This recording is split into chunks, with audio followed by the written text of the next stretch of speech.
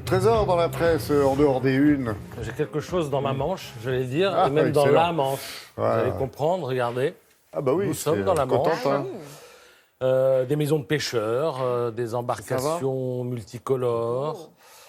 Nous sommes à Saint-Vaast. Alors, va ou Vaast? Moi je dis ça va la hougue. Saint-Valaougue. Pas vous? Bah, je vais trompe désormais dire Saint-Valaougue, je ne peux pas vous contredire. En fait, qui a été désigné hier plus beau village de France par les téléspectateurs de France 3.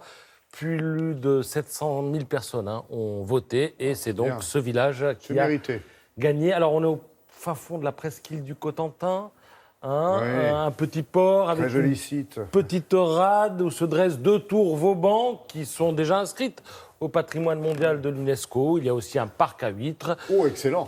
Ah oui. Voilà, et ça va donc succède à Cassel qui avait été élu plus beau village de France l'an dernier. Donc je pense qu'ils vont en bénéficier au niveau tourisme tout l'été et même plus Il y a eu longtemps une bataille encore. navale au large célèbre et reproduite, je crois, par un Turner. Et il a dû peindre. Oui, dans parce que me semble-t-il, ouais. Turner a peint effectivement dans le coin. Et il est d'ailleurs mentionné dans le dernier paragraphe du papier ce matin du Parisien qu'on regrette sur place que Turner finalement n'ait pas fait le voyage et soit pas venu Peut-être en une- voisin voilà. un jour peindre le village. Très joli plan d'eau et beau parc à huîtres. Excellent. Alors, toute autre chose maintenant, je vous représente le magazine Cerise, qui est le Mac le plus chic qui soit, parce qu'il nous parle essentiellement de Saint-Germain-des-Prés, tout ce qu'il y a à y voir, à y revoir, à y découvrir, à y redécouvrir. Et il y a à chaque fois mille et une idées, et on en a besoin en ce moment, puisque c'est l'été et bientôt les vacances. Alors là, par exemple, Cerise évoque la beauté de l'église de Saint-Germain-des-Prés, parce qu'il faut savoir que c'est le plus ancien lieu de culte de Paris. C'est de l'art roman, hein. Et il était en rénovation depuis 3 ans. Il est en rénovation depuis 3 ans et pour la première fois depuis un moment, on peut revoir dans toute leur splendeur les murs de l'église peints par Hippolyte Flandrin. C'était au 19e siècle, à partir de 1848. On peut donc les redécouvrir. Le chantier, cela dit, reste ouvert et il se poursuivra jusqu'à la fin de l'année 2020.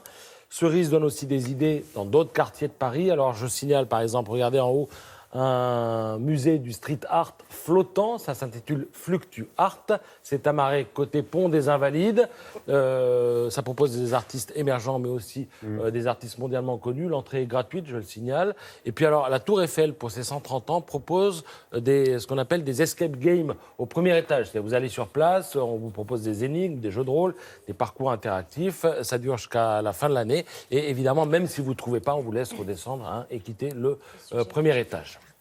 En termes de lecture, parce que vous serez bientôt sur la plage, je vous propose ceci, Le Petit Roi du Monde, signé Philippe Amar. Alors, c'est très original comme scénario, c'est l'histoire d'un ado, Victor, qui vit dans une famille d'accueil et il se cherche une maman, il rêve une maman parfaite et il décide de se créer un faux profil sur un site de rencontre. Donc, du coup, il se fait passer pour un adulte, c'est comme ça qu'il va communiquer avec Lily, qui, elle, n'a pas du tout prévu d'adopter qui que ce soit, mais vous allez voir que Victor a des ressources. Voilà, c'est signé Philippe Amar, je le signale, parce qu'il fait des romans qui ont souvent du succès, qui sortent en général avant l'été. Et là, c'est chez Plomb, et les États-Unis, la Chine, l'Italie, l'Allemagne, l'Espagne, la Roumanie ont déjà signé avant même que le roman soit sorti. Oh, une version locale. Et les droits audiovisuels ont également été ok. achetés par Michel Larocque, qui tournera le film du livre Ça va de plus en plus vite, en 2020.